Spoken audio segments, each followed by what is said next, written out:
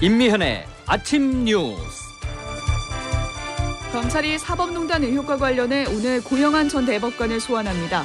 이에 따라 양승태 대법원장 시절 법원행정처장을 지낸 3명의 대법관이 모두 검찰 조사를 받게 됐습니다. 국제원자력기구 IAEA가 북한 영변에서 움직임이 관측되었다며 북한에 대해 사찰단 방문을 허용할 것을 촉구했습니다. 저소득층의 소득이 3분기 연속 줄어들면서 양극화가 심화되고 있습니다. 고용 한파 속에 소득 분배를 개선할 대책은 무엇인지 분석합니다. 삼성전자가 반도체 백혈병 분쟁과 관련해 오늘 사과문을 공식 발표합니다. 초등학생 딸이 운전기사에게 폭언을 퍼부어 논란이 된 TV조선 방정호 대표이사가 결국 자리에서 물러났습니다. 오늘 아침 서울의 기온이 영하 4도에 머무는 등 전국 대부분 지역이 영하권에 들겠습니다. 한낮에도 바람이 불면서 춥겠습니다. 이상은 이 시간 주요 뉴스입니다. 여러분 안녕하십니까? 11월 23일 CBS 아침 뉴스입니다. 검찰이 사법농단 의혹과 관련해서 고영한 전 대법관을 오늘 소환 조사합니다. 양승태 대법원장 시절 법원 행정처장을 지냈던 3명의 대법관이 모두 검찰의 조사를 받게 됐습니다. 김기용 기자가 오늘 첫 소식 전해드립니다. 검찰은 오늘 오전 고영한 전 대법관을 피의자 신분으로 불러 조사합니다. 고 전 대법관은 2016년과 17년 법원 행정처장으로 근무하면서 부산 법조비리 재판, 전국 교직원 노동조합 재판 등에 개입한 의혹을 받습니다. 고 전 대법관은 2016년 정은호 게이트가 터지자 당시 검찰 수사가 법관들로까지 확대되는 것을 막기 위해 수사기밀을 빼내는데 관여한 혐의를 받습니다. 고 전 대법관은 또 판사비리 수사에 대한 여론의 관심을 돌리기 위해 당시 검찰총장을 압박하는 방안을 심의관들에게 지시한 의혹도 받고 있습니다. 이로써 차한성 박병대 전 대법관을 시작으로 양승태 사법부에서 법원 행정처장을 지낸 전직 대법관 모두 검찰 조사를 받게 됐습니다. 앞서 검찰은 박병대 차한성 전 대법관을 피의자 신분으로 소환해 조사했습니다. 두 전직 대법관은 모두 검찰 조사에서 혐의를 부인한 것으로 전해집니다.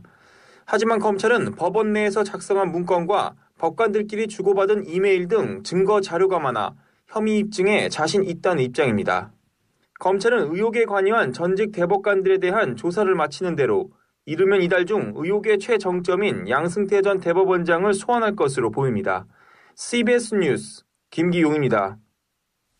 아마노 유키야 국제원자력기구 IAEA 사무총장은 지난 8월 보고서 이후 북한 영변에서 움직임이 관측돼 왔다고 밝혔습니다. 아마노 사무총장은 관측된 움직임이 원자로 부품 조립과 미완성 원자로에 부품을 실어 나르는 활동과 일치한다고 설명했습니다.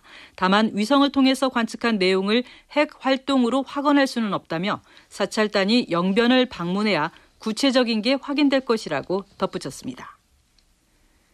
미국 검찰이 북한의 자금 세탁에 관여해서 대북 제재를 위반한 혐의로 일본의 최대 은행인 미쓰비시 UFJ 파이낸셜 그룹에 대해서 지난해 말부터 수사를 벌이고 있다고 뉴욕타임스가 보도했습니다. 미 검찰은 미쓰비시 측이 북한의 핵미사일 개발 등과 관련해 제재 대상이 된 회사 또는 개인과 금융거래를 해온 것으로 보고 있습니다.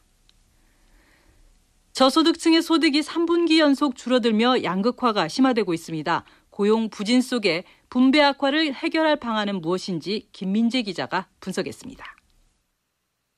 통계청에 따르면 지난해 국내 기업의 매출액과 순이익 모두 역대 최고 기록을 새로 썼습니다. 기업당 평균 매출액은 작년보다 7.3% 늘었고 특히 순이익은 무려 36.1%나 급증해서 증가폭도 역대 최고치였습니다. 이처럼 기업들은 역대 최고 수준의 호황을 누렸지만 정작 국내 기업 종사자 수는 전년 대비 1%만 증가해 11년 만에 최저치에 그쳤습니다. 이처럼 고용시장이 얼어붙으면서 가장 큰 타격을 입은 건 일자리를 찾지 못한 저소득층입니다. 올해 3분기 소득 하위 20%인 1분위 가구의 월평균 소득은 7% 감소한 반면 상위 20%인 5분위 가구 소득은 8.8% 증가했습니다. 소득 격차가 가장 많이 벌어진 지점은 바로 근로소득입니다. 1분위 가구 안의 취업 인원이 약 17% 감소하면서 근로소득도 22.6% 감소했는데 5분위 근로소득은 11.3%나 늘었습니다. 전문가들은 최저임금 논란에 발목이 잡힌 경제민주화 정책을 보다 강력하게 추진할 때라고 조언합니다. 홍익대 전성인 경제학과 교수입니다. 최고위층 재벌기업의 국간을 열 수 있는 데까지 정책적 관심을 올라가야 되고 경제민주화 정책이 입체적으로 되었어야 하는데 그러지 못한 것이 조금 아쉽다. 따라서 법인세나 종부세 등 부자 증세에 힘을 싣는 한편 대기업이 중소기업이나 자영업자와 이익을 공유하도록 정부가 적극 나서야 한다는 지적입니다. CBS 뉴스 김민재입니다. 삼성전자가 오늘 반도체 백혈병 분쟁과 관련해서 사과문을 공식 발표합니다. 삼성전자는 사과문을 통해 위험에 대한 충분한 관리가 이루어지지 못했던 점을 인정하는 수준의 사과를 할 것으로 전망됩니다. 여야가 올해 안에 유치원법을 처리하기로 했지만 연내 처리가 힘들어지는 것 아니냐는 우려가 나옵니다. 각 당이 백가쟁명식으로 유치원 법안을 내놓으면서 논점이 흐려져 결국 유야무야 될 수 있기 때문입니다. 김동빈 기자가 취재했습니다. 여야 5당은 사립 유치원법을 연내 처리하기로 했지만 가능성은 점점 낮아지고 있습니다. 여야가 각자 자신들의 법안을 내겠다고 나서면서 당초 회계 투명성에 맞춰졌던 초점이 흐려질 위기에 처했기 때문입니다. 이번 협상 과정에서도 합의문에 유치원 3법이 아닌 사립유치원 관련법이라는 애매한 문장으로 대체된 것도 같은 이유입니다. 한국당 김성태 원내대표입니다. 박용진 3법뿐만 아니라 지금 바른미래당에서 제시하는 법안도 있고 자유한국당도 이제 조만간에 사립유치원 개선과 또 비리를 근절하기 위한 당의 입장이 담긴 법안이 곧 나갑니다. 한국당은 앞서 자신들의 법안 제출을 이유로 소관 상임위 논의조차 막아 비판을 받기도 했습니다. 한국당은 다음 주 중으로 자신들의 법안을 내겠다고 했지만 그 내용은 사유재산성을 강조한 내용인 것으로 알려졌습니다. 한국유치원 총연합회의 주장을 수용한 안으로 볼 수 있는 대목입니다. 이 때문에 각 당이 법안을 제출한다 해도 내용을 두고 정쟁을 벌일 가능성이 커 유치원 3법 처리는 더욱 불투명합니다. 유치원 3법의 부정적인 야당의 태도는 지역구 의원들에게 영향력이 강한 사립유치원들의 의견을 무시할 수 없기 때문이란 분석도 나오고 있어 연말 국회에서 야당의 발목 잡기가 재현될지 주목됩니다. CBS 뉴스 김동빈입니다. 이재명 경기지사 최측근이 해경군 김 씨를 수사한 경찰 간부를 뇌물 혐의로 고발하겠다고 예고했습니다. 경찰이 발끈하고 나섰는데 이 지사 측이 경찰과 전면전에 나섰다는 분석입니다. 이 소식은 신병근 기자가 전해드립니다. 민주당 여주 양평 지역위원장인 백종덕 변호사가 경찰 수뇌부를 뇌물수수 혐의로 수원지검에 고발하겠다는 문자 메시지를 기자들에게 발송했습니다. 백 변호사는 지난 경기지사 선거에서 이재명 후보 캠프의 대변인을 맡았던 최측근입니다. 고발 대상자는 해경군 김씨 수사를 이끌었던 허경열 경기 남부지방경찰청장과 유현철 분당 경찰서장. 백 변호사는 한 식당 운영자로부터 최근 경찰 간부들에게 직접 뇌물을 건넸다는 제보를 받은 것으로 전해졌습니다. 백 변호사는 특히 이 지사를 수사한 분당 경찰서장 등을 직권 남용 등의 혐의로 고발하려다 민주당의 만류로 한 차례 취소한 바 있습니다. 그런 만큼 이번 고발은 이 지사 측과 경찰의 전면전을 상징하는 신호탄이라는 분석입니다. 경찰도 불쾌한 심기를 감추지 않았습니다. 경기 남부경찰청은 백 변호사의 고발 예고에 즉각 강력히 법적 대응하겠다고 맞섰습니다. 양측이 법적 대응 카드로 적극 공세를 벌이면서 여론전을 노린 진흙탕 싸움을 우려하는 목소리도 나옵니다. 친형 강제 입원 혐의를 받고 있는 이 지사는 내일 수원지검 성남지청에 출석해 피의자 신분으로 조사를 받습니다. CBS 뉴스 신병근입니다. 방정호 TV조선 대표이사 전무가 초등학생 딸의 폭언 논란으로 공분이 확산되자 대표직을 사퇴했습니다. 조은정 기자가 보도합니다. 방상훈 조선일보 사장의 차남인 방정호 TV조선 대표이사 전무가 초등학생 딸이 운전기사에게 폭언을 했다는 내용이 공개된 지 엿새 만인 어제 대표직에서 물러났습니다. 어제 오전까지도 법적 대응을 검토하겠다고 했다가 조선일보 사주 일가에 대한 비난 여론이 확산되고 청와대 국민청원까지 등장하자 반나절 만에 물러선 겁니다. 방 대표 일가의 운전기사였던 50대 김모 씨는 초등학교 3학년 딸의 막말 음성 파일을 지난 16일 언론을 통해 처음 폭로했습니다. 그제 추가 공개된 녹취에는 반말은 물론 해고 협박 등 인격 모독성 발언이 담겨 있습니다. 김 씨는 딸이 귀에 고함을 지르는 등 폭언 강도가 점점 세지자 녹음 파일을 방 대표에게 들려줬고 그제야 부인이 딸에게 사과를 시켰지만 곧바로 해고 조치됐다고 설명했습니다. 특히 김 씨가 방 대표 일가의 심부름, 딸 등교 등 사적인 일을 했지만 월급은 디지털 조선일보가 지급한 것으로 알려져 횡령 및 배임 가능성도 있는 상황입니다. 방 대표는 자식 문제로 무리를 일으킨 점을 머리 숙여 사과드린다고 저자세를 보였지만 횡령 및 배임 의혹에 대해서는 따로 입장을 내놓지 않았습니다. CBS 뉴스 조은정입니다. 인천 중학생 집단 폭행 사건의 피해 학생은 무단 결석이 잦았고 가해 학생은 이미 학교 폭력을 일으킨 적이 있었습니다. 하지만 학교는 이들 학생들을 제대로 관리하지 못한 것으로 드러났습니다. 전성무 기자입니다. 인천에서 친구들에게 집단 폭행을 당한 뒤 숨진 중학생 A군은 단기 결석을 반복하는 간헐적 결석 학생이었습니다. 학교 수업 일수 3분의 1 이상을 채우지 못해 유급 처리되면서 지난 5일 정원회 관리대장에 올랐습니다. A군의 무단 결석 일수는 늘어갔지만 정작 학교의 집중관리 대상에는 포함되지 않았습니다. 9일 이상 장기 결석을 하면 학교가 매달 한 번 이상 소재를 확인해야 하는 등 관리가 강화되지만 띄엄띄엄 결석을 해온 A군은 이 대상에서 제외된 겁니다. 교사의 가정방문도 없이 방치된 A군은 정원회 관리대장에 오른 지 8일 만에 또래 중학생 4명에게 집단폭행당해 숨졌습니다. 가해 학생 가운데 한 명인 B양에 대해서도 교육당국이 안일하게 대처했다는 지적이 나옵니다.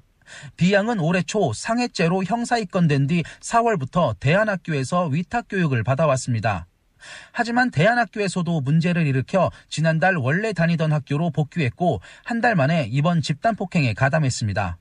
이와 관련해 도성훈 인천시 교육감은 어제 기자회견을 열고 위기학생 관리 강화 방안 등을 담은 학교폭력 예방 특별대책을 발표했습니다. 전문가로 구성된 학교폭력 원스톱 대응센터를 교육지원청에 구축하여 즉각 대응 체계를 마련하고 하지만 학교폭력 사건이 해마다 반복되고 있어 교육청의 조치가 얼마나 효과를 거둘지 주목됩니다. CBS 뉴스 전성무입니다. 삼성 바이오로직스의 회계 부정과 관련해 이를 막아야 할 의무가 있었던 회계법인들에 대한 처벌이 솜방망이에 그쳤다는 비판이 계속되고 있습니다. 정병일 기자입니다. 삼바 분식회계 사건의 여진이 계속되고 있습니다. 삼바의 분식회계 판정 이후에 결백하다는 삼바의 공개적 주장과 일방적 주장을 되풀이하지 말라는 증권선물위원회의 반박이 한 차례 오갔습니다. 여기다 삼바에 대한 제재와는 별도로 분식회계에 연루된 회계법인들에 대한 제재가 너무 가볍다는 솜방망이 처벌 논란도 벌어지고 있습니다. 삼바의 감사인인 삼정회계법인에 대한 과징금이 1억 7,800만 원에 그치고 삼바 가치평가를 한 안진회계법인은 과징금마저 없기 때문입니다. 민주평화당 정동영 대표입니다.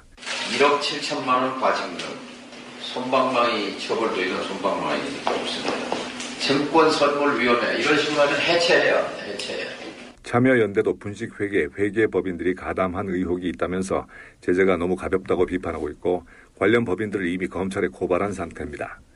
반면 삼바의 분식회계 여부를 심의한 증선위는 수집된 증거만으로는 회계법인들이 삼바 측과 분식을 모의한 것으로 보기는 어렵고 과실로 봐야 한다는 입장이어서 논란이 이어지고 있습니다. 이에 따라 참여연대는 삼바 측과 회계법인들의 실제 공모 여부는 결국 검찰에서 밝혀야 할 것이라며 조속한 수사를 촉구하고 있습니다. CBS 뉴스 정병일입니다.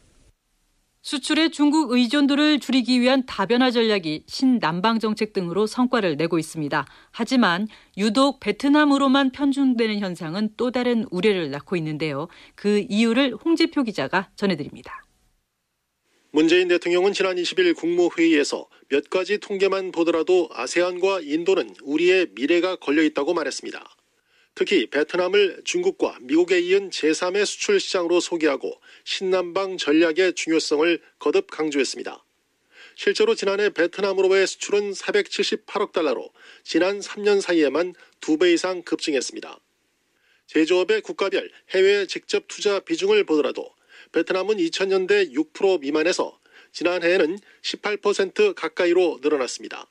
반면 중국 비중은 같은 기간에 45%에서 28%로 줄어들었습니다. 문제는 아세안 국가 중에서도 베트남 쏠림 현상이 너무 가파르다는 것입니다. 우리나라의 베트남 누적 투자액은 192억 달러로 인도네시아와 말레이시아, 태국 투자액을 모두 합친 것보다 많습니다. 무역협회 김현수 연구원입니다. 이것을 주변 인접국으로 다변화를 할 필요가 있고 또 품목적으로도 다른 품목으로 좀 다변화를 하는 것이 필요합니다. 베트남 시장에서의 경쟁이 치열해지는 가운데 계란을 한 바구니에 담지 않는 지혜가 필요한 것입니다. 우리보다 먼저 동남아 투자에 나섰던 일본도 처음에는 태국을 거점으로 삼았지만 점차 영내 분업 체계를 통해 리스크를 분산했습니다. CBS 뉴스 홍재표입니다. 다음은 간추린 소식을 이명희 아나운서가 전해드립니다. 남북은 오늘 개성 남북공동연락사무소에서 통신실무회담을 열고 판문점에 설치된 직통회선 개선 문제를 협의합니다. 통일부 당국자는 현재 판문점에는 동케이블로 남북 직통회선이 구축돼 있으며 이 회선을 광케이블로 개선하는 문제를 중점적으로 협의할 예정이라고 말했습니다. 이번 회담은 북측이 지난 15일에 먼저 제의한 뒤 우리 측이 동의하면서 성사됐습니다. 국회는 오늘 본회의를 열어 비쟁점 민생법안을 처리합니다. 오늘 처리 예정인 비쟁점 법안은 영유아보육법 개정안과 식품위생법 개정안 등 90건입니다.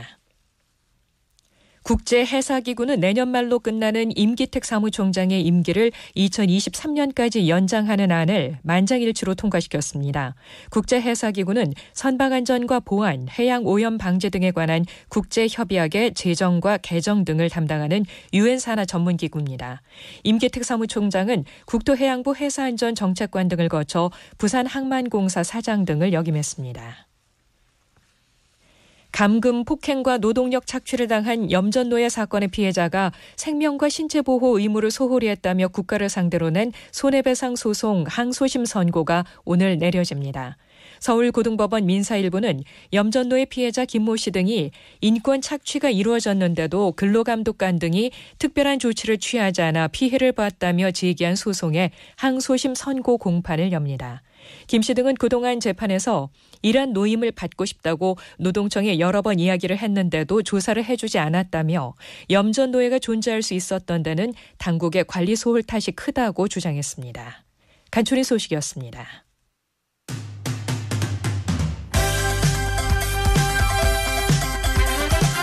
오늘의 뉴스픽.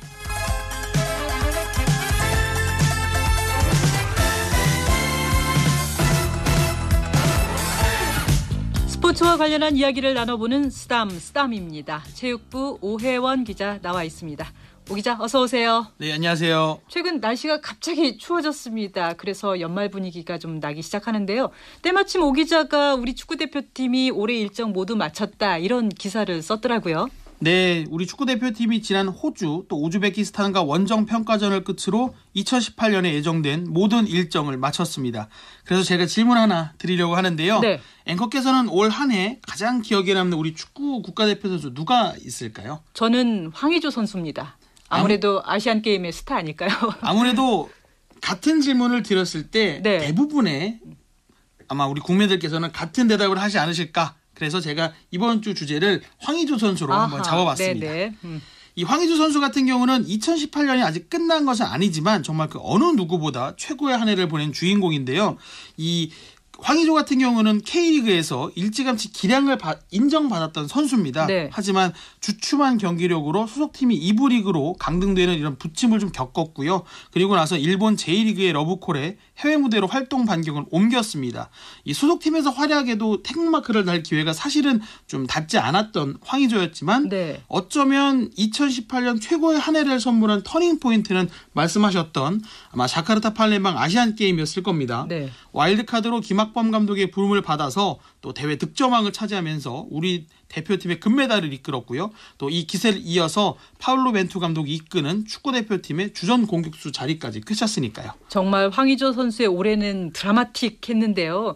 그런데 제가 기억하기로는 황의조 선수가 처음 그 아시안게임 대표팀에 이렇게 발탁됐을 때 뭐 인맥 축구다 뭐다 해서 좀 말들이 많았잖아요. 맞습니다. 과거 김학범 감독이 프로팀을 맡았던 당시에 그 팀의 주전 공격수가 바로 황의조 선수였습니다. 그래서 인맥 축구 논란이 불거졌고 축구 팬의 반대가 굉장히 거셌는데요. 네. 그런 상황에서도 이 황의조 선수는 기량으로 모든 논란을 불식했죠. 아시안게임에서 9골을 넣으면서 한국 축구 사상 첫 아시안게임 2연패를 이끈 주역이 됐고요.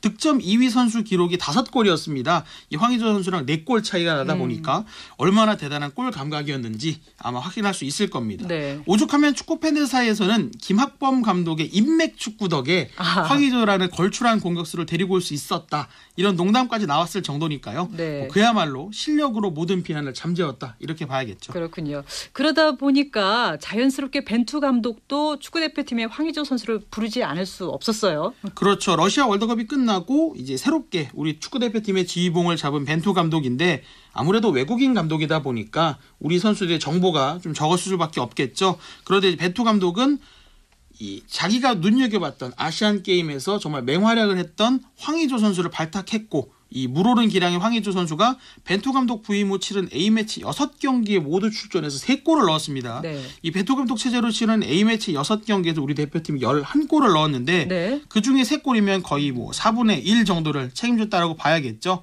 특히 황의조의 A매치 출전 기록이 17경기 4골이라는 점에서 최근의 활약이 정말 최상의 경기력이다 이렇게 볼 수 있을 것 같습니다. 네, 그렇다면 황의조 선수 유독 올해 이렇게 활약하는 이유가 특별히 있을까요? 그 부분은 제가 설명하는 것보다 이 황의조 선수의 목소리로 직접 들어보시는 게 좋을 것 같습니다. 리그에서도 초반에서 득점 페이스가 계속 좋았고 아시안게임 이후로 자신감도 많이 생겼기 때문에 이제 앞으로 시즌이 얼마 남진 않았지만 그래도 좋은 페이스로 잘 마무리하고 이거를 잘 유지해서 아시안컵을 가게 된다면 또 그 대회도 잘 해야 될 것 같아요. 네, 직접 들어보셨겠지만 올 한 해만 반짝하는 선수가 되지 않겠다. 이런 분명한 의지 볼 수 있겠는데요. 아무래도 내년 1월에 아시안컵이 열리기 때문에 그 아시안컵에서도 좀 좋은 기량을 보여주겠다. 이런 목표가 생긴 겁니다. 우리 대표팀 같은 경우는 58년 동안 아시안컵에서 우승을 못하고 있는데 아무래도 우승을 하기 위해서는 확실한 공격수가 필요한데 그 역할을 황의조 선수가 해줄 거라는 기대감이 커지는 거죠. 네, 그동안 보면 우리 대표팀에서 뛰어난 기량을 선보였던 선수들 상당수가 유럽 유명 리그로 이렇게 가기도 했는데요. 황의조 선수도 그런 모습 기대할 수 있을까요? 오 기자 어떻게 생각하세요? 아시아 출신 선수들이 이제는 유럽에서 뛴다 이런 게 이제 낯선 상황만은 아닙니다. 그래서 이 아시아의 강호라고 할 수 있는 한국에서 걸출한 공격수가 나왔다. 이런 평가들은 이미 유럽에서도 이 유명 구단들의 레이더망에 걸렸는데요. 사실 이런 이야기는 선수 본인이 가장 즐거워할 얘기겠죠. 황의조 선수의 반응 한번 들어보시겠습니다. 개인적으로는 당연히 좋은 기회가 있다면 전하고 싶은 것도 사실이니까 이런 얘기가 나올수록 더 신경 써서 더 열심히 잘 하나하나 준비해야 될 것 같아요. 네, 황의조 선수 목소리 직접 들으니까 더욱 응원해지고 싶습니다. 오늘은 여기까지 듣겠습니다. 오혜원 기자였습니다.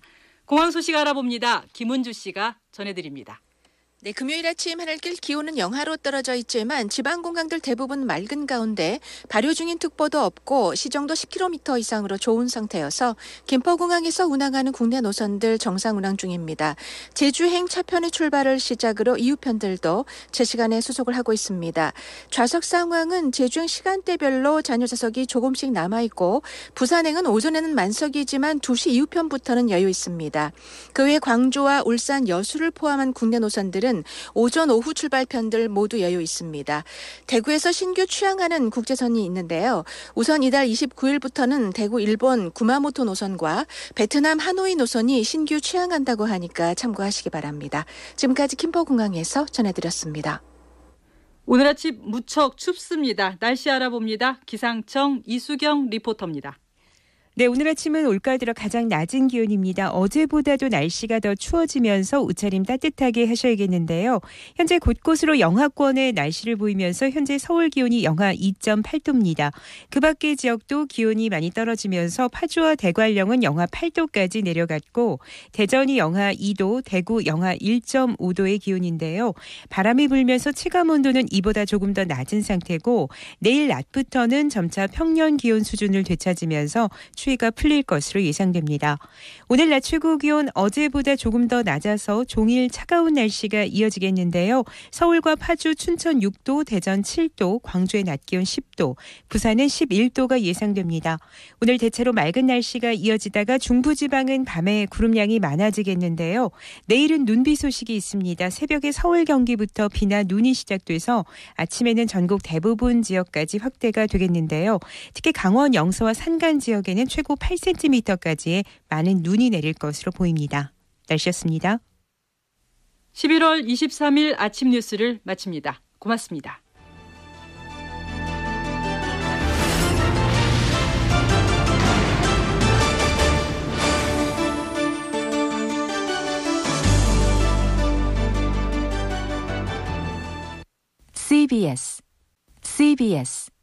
CBS